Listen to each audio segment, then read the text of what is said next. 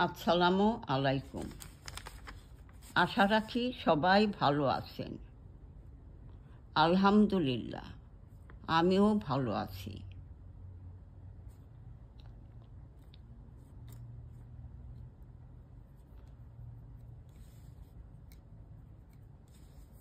ছড়াই ছড়াই শিশু সোপান গ্রন্থখানি থেকে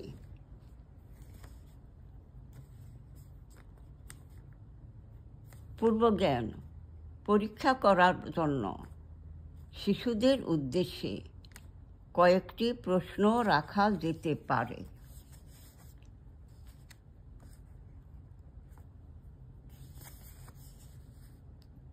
এখানে কয়টি বর্ণ আছে? শিশুরা উত্তর দিবে। বর্ণগুলোর নাম কি? শিশুরা বলবে। এই বর্ণগুলোকে কি বলে? উত্তর আসবে স্বরবর্ণ।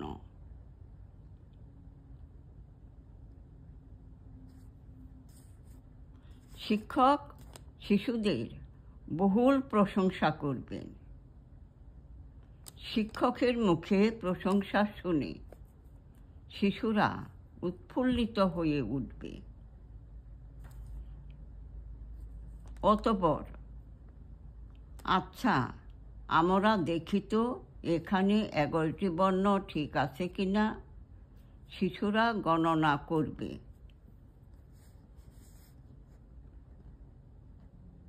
1, 2, 3, 4, 5, 6, 7, 8, 9, 10, 11। তারা বলে উঠবে 11টি বর্ণ। সন্তোষজনক উত্তর শুনে শিক্ষক তাদের অনেক প্রশংসা করবেন। শিশুরা আনন্দিত হয়ে উঠবে।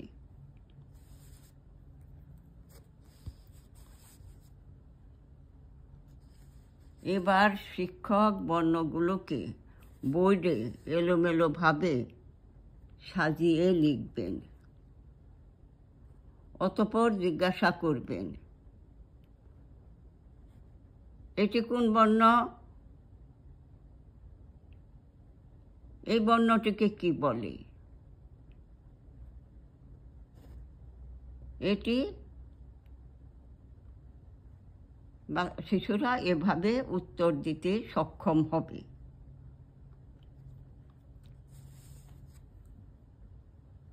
অতঃপর একজন একজন করে শিশুকে বোর্ডের সামনে এনে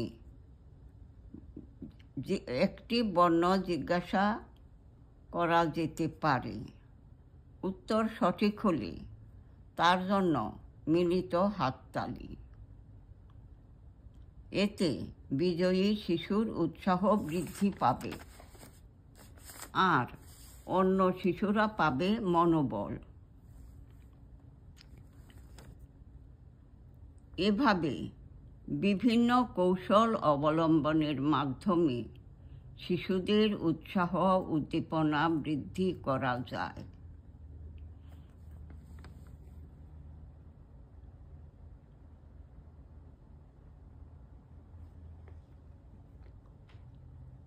যেমন শ্রেণীগতভাবে দল গঠন করা। 3 থেকে 4টি শিশু নিয়ে একটি দল গঠন করতে পারি। প্রতি দলে থাকবে একটি করে দুর্বল শিশু। প্রতিযোগিতায় বিজয়ী হওয়ার জন্য সবল শিশুরা দুর্বল শিশুটিকে এগিয়ে নিয়ে যাবে। তখন দুর্বল শিশু আর দুর্বল থাকবে না। সে আর পিছিয়ে থাকা শিশু থাকবে না।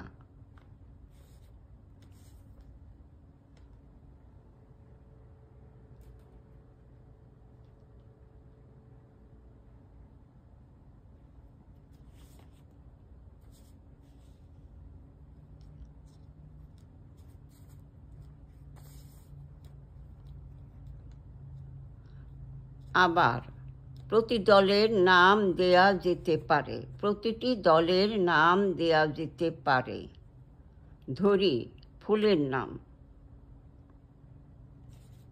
শাপলা, গোলাপ, জবা, জুঁই, শেফালি ইত্যাদি।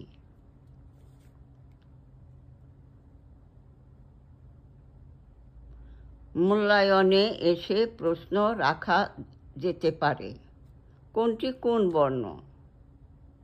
শিশুরা মুখে উচ্চারণ করবে এবং বোর্ডে লেখার চেষ্টা করবে।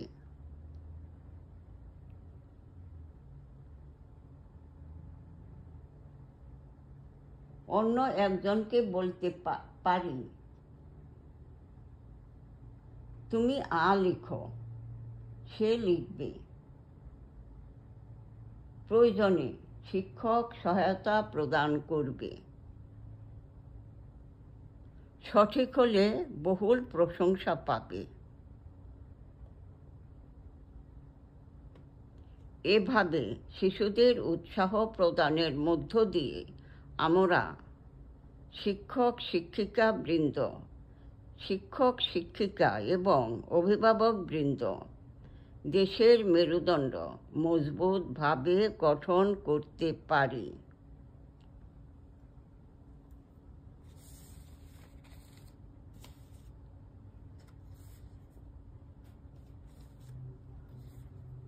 আজ এ পর্যন্ত।